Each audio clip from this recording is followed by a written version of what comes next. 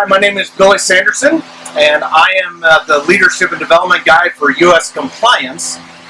And it is now almost April 2020, and normally in Minnesota, around this time, springtime is in the air. And with that means that a lot of plants start to blossom. We see a lot of new growth coming from some pretty harsh winters, especially in Minnesota. And there's a gentleman who understands this whole process of spring blooming more than most people ever will. Jim Schroer is the CEO and the founder of Plant Place. And for 37 years now, Jim has been helping the entire state of Minnesota blossom and bloom. Well, Jim, thanks for doing this interview with me. Absolutely. Yeah, so 37 years. Yeah, it's been, wow. It seems like an eternity. Sometimes it seems longer than that. Yeah, so we are right now in one of the greenhouses that Jim and the company have as they're preparing right for the launch. Jim, we're in some really unique days right now. Absolutely. And one of your business models for years has been doing business, right? Kind of dispersed, right? You have how many stores do you have now? So we have 16 locations. At one time we had 28, I think, was our top. And so we were spread across most of Minnesota, from the south border all the way up to as far north as Hibbing and Virginia, which are 200 miles from here. Yeah. And so we've become quite practiced at doing business remotely, and that's basically what our model is. We have what we call satellite garden centers that are an operation, a garden center in a can, basically. Yeah. We come in, we set up the greenhouse, we hire the staff, we train the staff, we put in all the product, we do pretty much everything. It's a turnkey situation. Yeah, so you have hundreds of employees. Absolutely. That you're having to lead well without really having a lot of face-to-face contact. Yeah, we've been doing that for quite a while now.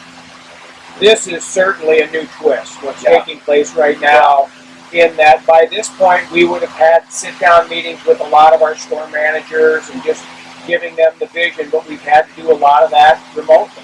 Yeah. Well, as Jim said, this is a unique time. With the pandemic that's not only hitting our communities, right, in our country, but the world, we're facing some unique leadership times right now. And so we just want to take a few minutes to just talk about what does that look like? What does it look like to lead and to really have the power of presence continue, but from afar? Now let's remember that all leadership interaction, the decisions that you make, all of the different interactions that you're going to have as a leader, they're either going to be relational, they're going to be tactical, they're going to be operational, or they're going to be strategic. And so great leaders right now need to be able to operate in all four of those areas. And Jim, I've been very blessed to know you for quite a few years, and you really have done well at that relational component. How important is that as we look at, especially right now, leading people from afar? How important is that relational connectivity? Really, I think it's the number one component, because if you're not relational right now, you're going to have a hard time quelling the fear in people. They need to know, first of all, that you care about them, and it's got to be genuine. That's something you can't manufacture. It's impossible to manufacture that. And leaders that are able to do that now are going to be able to gain control over this situation, as much control as can be had in times like this. And it's important, I think, that you are touching base with your people, not just to do business, but on a human level too.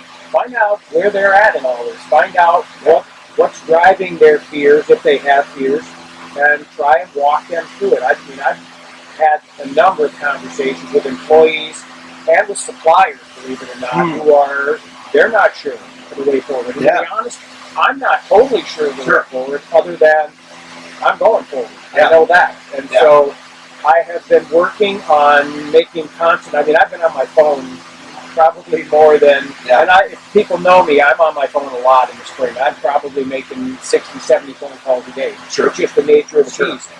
At this time of the year, my phone's usually quiet.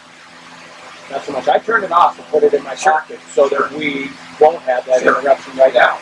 But I think the relational part, you have to have that relationship built in place. And you know what? You need to have it built in place before now. But if you don't, you know what? Now's not a bad time to start.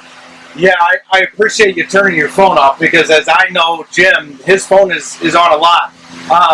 And when you have a business where you have hundreds of people that are, hundreds of miles from you, you have to stay in that constant contact. And the relational component, it's all about caring for and developing those who are part of your vision, right? And so we just want to take a few minutes and talk about the clarity that leaders need to have right now, especially in uncertain times, especially when you're dealing with a new normal, if you will. Maybe you don't have anybody that's ever worked remote before, or maybe you've never done the online virtual connections. But right now, we want to talk about how to clearly identify, making sure that your leadership presence is still known throughout your organization. And clarity is something that always comes to mind anytime you talk about leadership. And so we just want to talk through what that means right now. And so the first thing, if we use the word clearly as an acronym, the first thing to see is leaders need to be able to command with charm right now. And a lot of times that word charm gets a bad rap, right? Because we see it maybe as Lucky Charms, right? Or we see it as being, maybe weak or something else. But honestly, charm right now is so important for a leader to really dispel to their people. And all it is just showing that you have confidence in what you're doing, you have conviction in the mission, and that you're confident, right? That you're going to be able to pull it off. So Jim, how have you seen this work within your own company, this whole concept of, you got to be dedicated and you got to really lead well through this whole concept, right, of commanding with charm?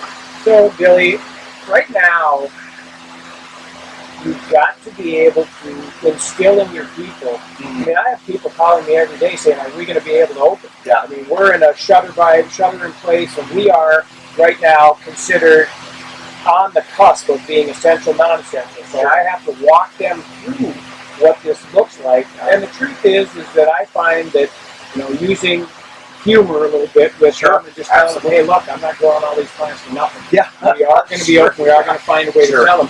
But you do have to be able to communicate to them and you can't just put off their fears. Their fears are real. Absolutely. Yeah. You have to absorb that and help them with it and tell them, okay, look, we've got plans in place. We've got contingencies in place for what we will do if this shelter-in-place lasts. We will sell curbside. We will sell online. We will take phone orders. We will do whatever it takes. And you need to walk them through that slowly, and not just your managers, but your base employees, because they need to know that as well. Right? They need to understand that you have a plan in place, and what's even more important, and we just put this out on our employee page not that long ago, we've got a plan in place to keep them safe. All right? We've got 500 gallons of disinfectant. We've got hand sanitizer. We're going to hang up vinyl curtains to curtain them off from the public, and we'll have 1 to 2 employees on at a time so that we don't have a lot of people bumbling around. And not only is that important to lead your employees through that, but you've got to remember, in a retail situation, we've got to lead customers through that. We've got to be able to calm their fears. So we have to be able to communicate these things to them in a clear manner. Absolutely. And, it doesn't matter if you're dealing with this, with plants, like here. I will say this is the first time I've ever done an interview in a greenhouse. And right now, Jim, you were saying it's how hot in here? So up at the level where our heads are, it's probably close to 90 degrees right now. We need to, we had to turn off a couple of the fans so that we wouldn't drown ourselves out. And so I can feel it getting a little warmer. There's no doubt. Yeah, so it is a little warm, and as you can see from the perspiration on my forehead, I've never done one, but you know what?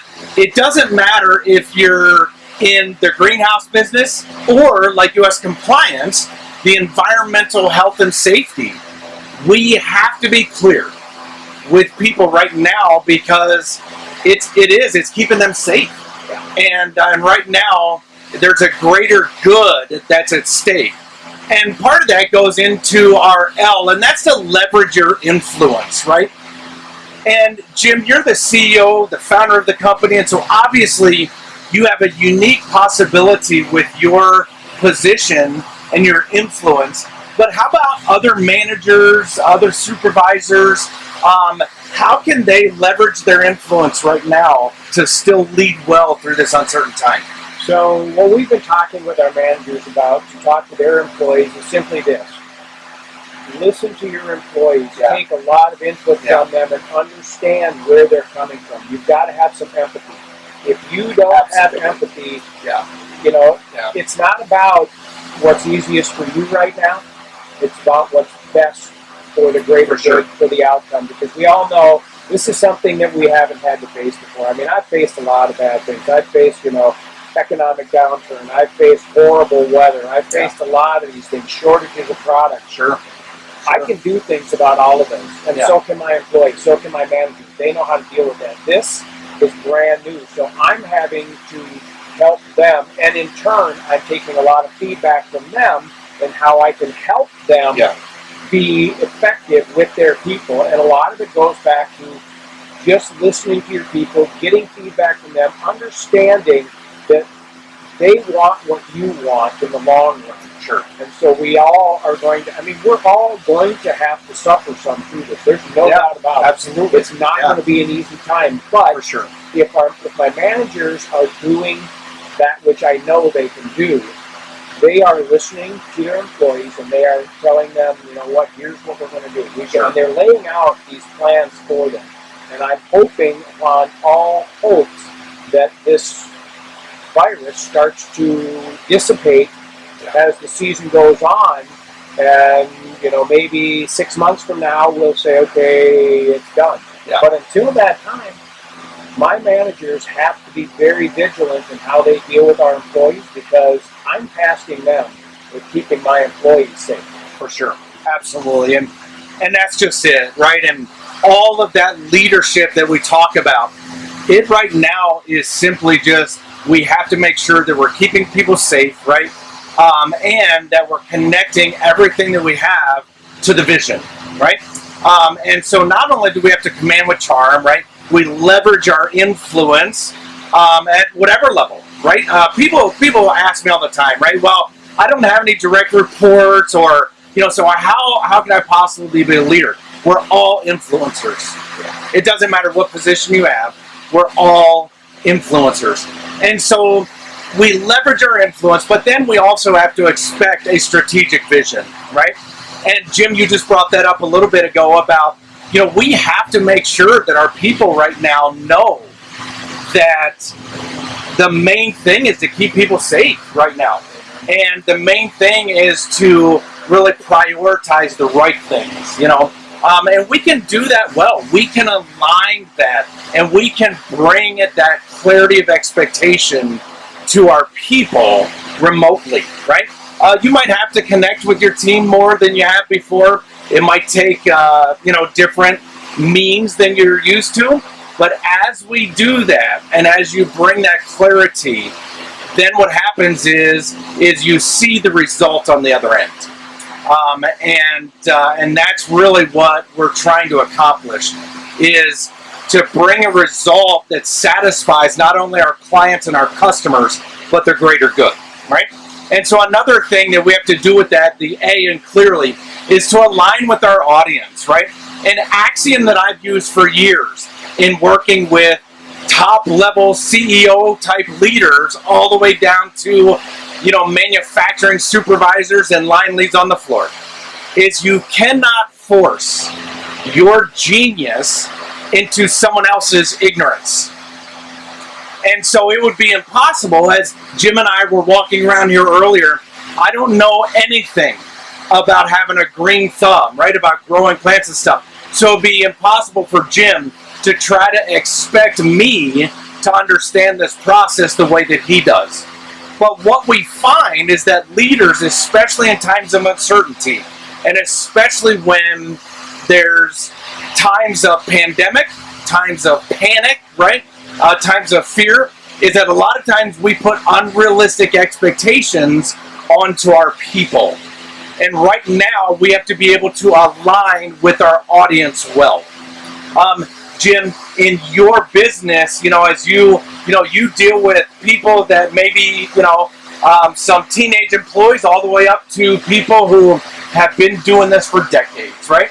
How do you ensure that you're aligning with all those different audiences well?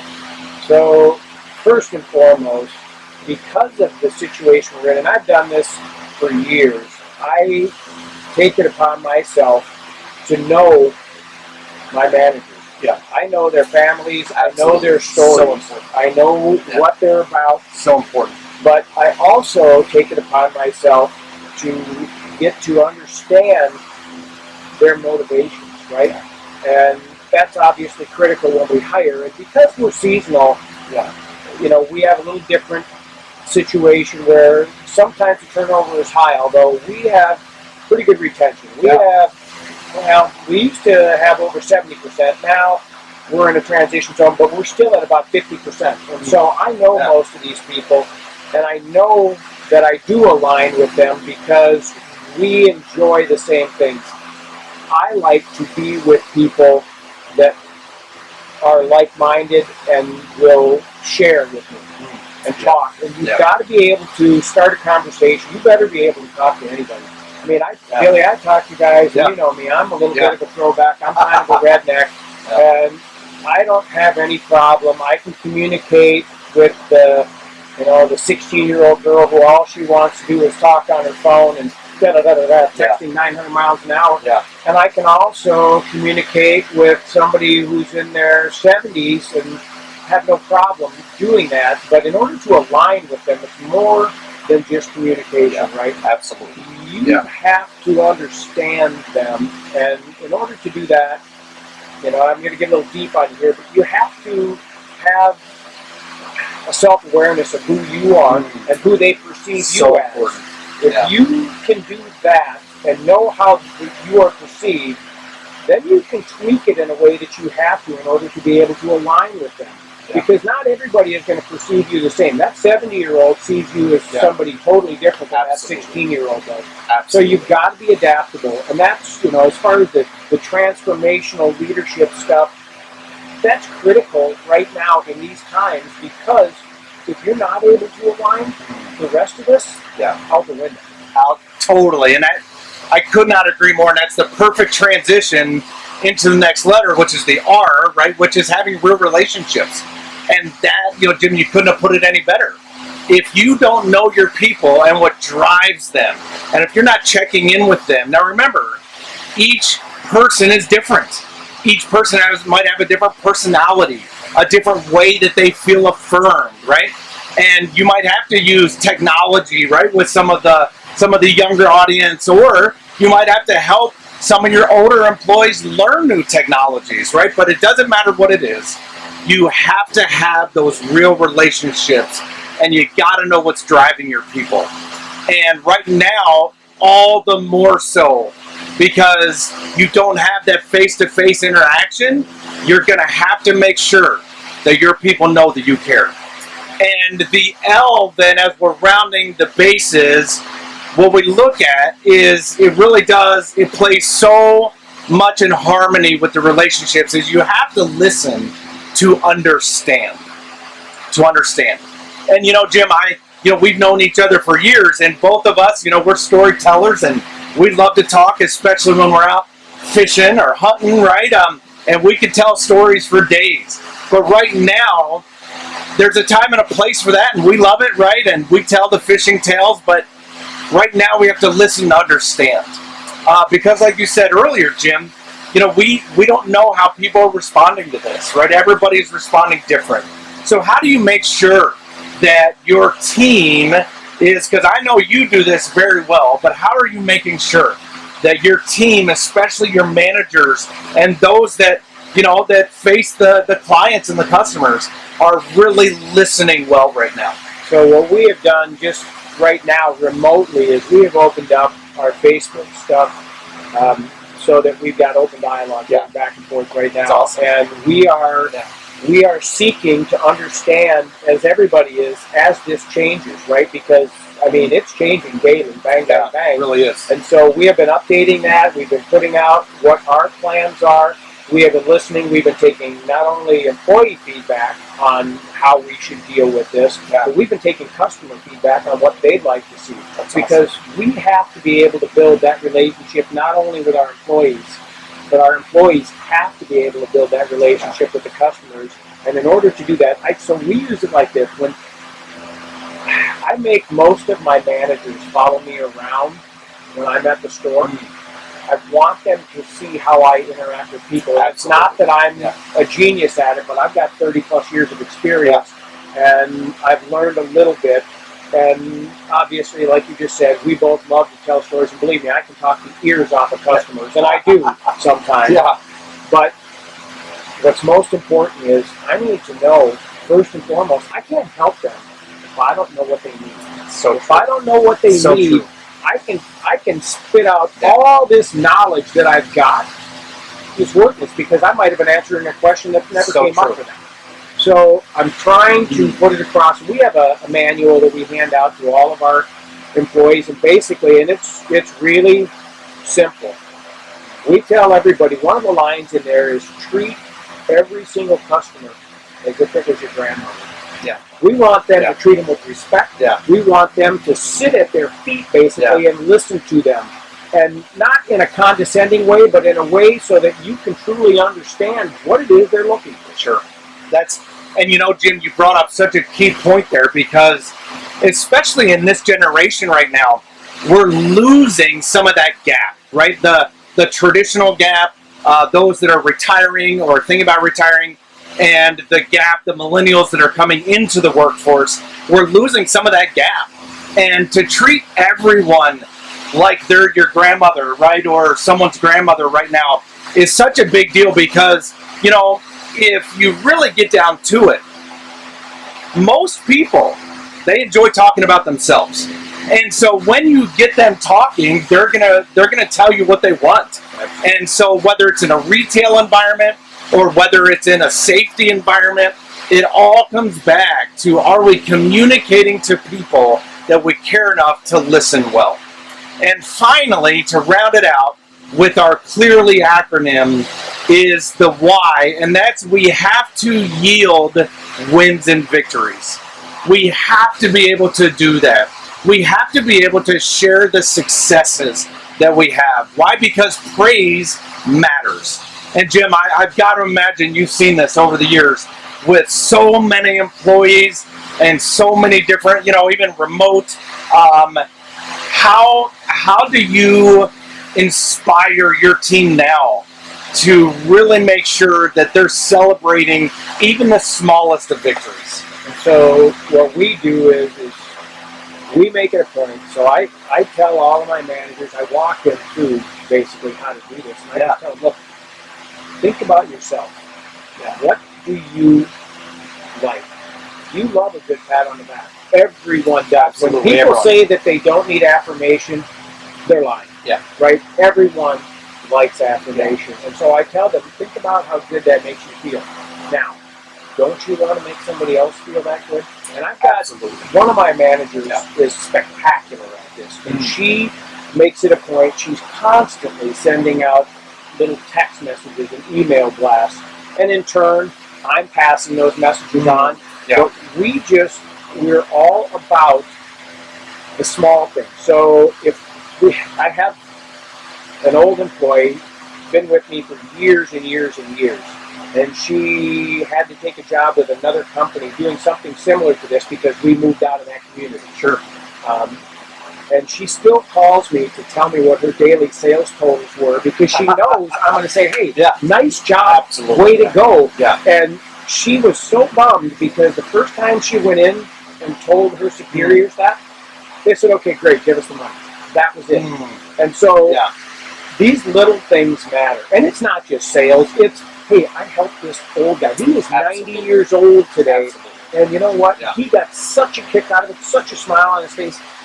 If we're not celebrating those things, what are we doing? Absolutely. Right? I mean, what are we doing? Absolutely. And that goes back to the greater good, right? It just does. And it goes back to what we were talking about at the beginning, is that if our power of presence is still going to be relevant right now in a time where there's uncertainty, anxiety, fear, if it's going to still be relevant, and if we're going to clearly make it known, then people have to know that we do care, right?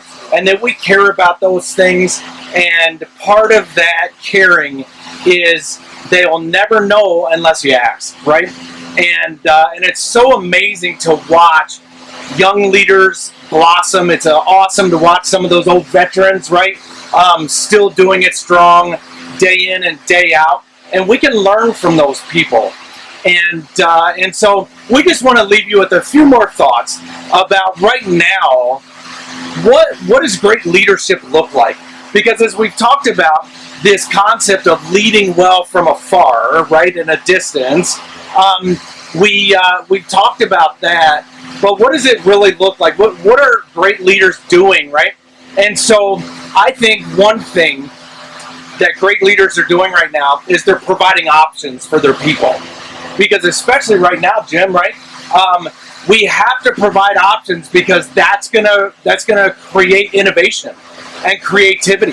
And I had a conversation with an executive from Texas yesterday, and we were talking about some of the different options that they're able to provide right now. And you know, like you do with your team, you listen to them, even get feedback from the customers. He's doing that. And Jim, he is seeing so many awesome, innovative things that not only will last this time, but from here on out in this company. And so we have to provide options right now. What are some other things that you would say to really just encourage leaders out there right now? What are some other things they need to provide?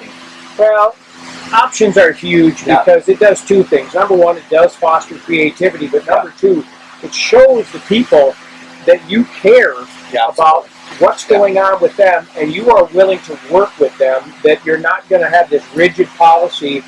Everybody right now is living in the same little bubble of not knowing what's going to happen. And so if you stick yourself out there, you give them some options, hey, you've just opened up a new door for them. And guess what? I know one thing about people. If you empower them, they'll step up. So true. And by giving them the options, you are empowering them. I mean, I can't stress enough. Listen to them. Get the feedback from these people because you're right. This isn't only for now. Because, and I've told you this before, we're in a tough time and it's transformational. That's right. But if you're in business, all leadership is transformational. Everything is changing all the time. And so what better way to learn than by getting the feedback from the people that you hope to influence? Absolutely. And that does my heart well to hear that as a transformational leadership guy, right? But make sure that you're providing the options, but that when those opportunities come up, you're providing the resources, right? Because it's so frustrating. I decades of consulting with leaders, what I found is so many times they aren't providing the resources necessary, and right now we have to do that. We have to provide those resources, just like right now in this greenhouse, it's 90 some degrees, right? Sweating, and these plants have to have the right resources. That's why there's water here, there's irrigation, there's fans, and in Minnesota, at night it can still get a little chilly, so there's even massive heaters, right? It's all about having the right resources. And a couple other things that I would suggest that Jim has talked about, and one of the reasons why anytime that I have the opportunity, I want to connect with this man, because I've seen him model it well for his people. And that's the other thing we have to do is great leaders provide guidance. They provide the guidance and the feedback to their team and say, hey, don't just do what I say, but they walk the walk, don't they, Jim? Yeah, you have to. I mean, like I said before, if it's not real, people are going to sense that in a hurry. And absolutely. So the guidance part is huge right now, especially now, because people aren't sure which way to go. And to be honest, a lot of leaders aren't sure which way to go. For sure. Hopefully they're seeking counsel from others and getting good wisdom. That's right. And being able to move forward. And along with that, you've got to be able to help these people understand how you're going to facilitate all of it. Yeah. Once they've got an idea of how you're going to facilitate it, you've got to pull them through the whole thing. There's got to be follow through on these things. They've got to know, because anybody right now, I mean, you can talk it up. I can sit here and tell you, we're going to do all these things, and if I don't do them, it's going to fail huge. Because right now, people aren't going to tolerate that. Because guess what? Everyone's watching right now. Everyone is watching, right? And with more connectivity now than ever, in this digital, virtual connectivity, people are watching even in different ways, right? And so we have to be mindful of that. And so as we're consistent in giving that guidance, providing the resources for the right options, Jim suggested this earlier, it's so key. We empower people and then we get out of the way, right? And that doesn't mean that we completely leave them blind, but we get out of the way and we let them succeed well. So, Jim, I just want to say thanks for taking a few minutes and just being a part of this conversation, because right now, more than ever, in our culture, in business, we need leaders that are going to lead well. We need leaders who are going to still have that power of influence from afar. And so any last words that you would encourage people with? Just as you're going through this, remember that everybody is in this together. It's a big deal right now. It's massive. I mean, pandemic is a pandemic, right? It is, we haven't seen the likes of this. So while you're leading your people through this, keep that in mind that, they may have some good ideas. You may want to plug into some of their ideas, but at the same time, they're looking for you to be the leader. They are more so now than ever. They need to be led well. Step up. You might have some fear. There's no doubt about it. I mean, I'm not going to sit here and tell you that I know how this all ends. I don't. But I do know this. I have X amount that I can do to lead my people, and that's what I'm going to do. I'm going to empower them, lead them as well as I can, and from there, I'm going to let God take it. It is so true, and these new times that we live in, even for this interview, Jim and I, right, we were quarantined, right, for a time, and making sure that we're washing our hands, and even here, we can't shake each other's hand. We've been friends for years, but we have to have a responsibility right now to the greater good. And as we do that, and as you outline these clearly identified expectations of leaders, we'll find that we will encourage people to be better versions of themselves, not only in the marketplace, but at home and in our communities. And so we're here for you. If you click on the link below this video, you will find the worksheet for all of the topics that Jim and I talked about today. And if you have any suggestions, reach out. We're always here for you. We appreciate your time. Be safe out there.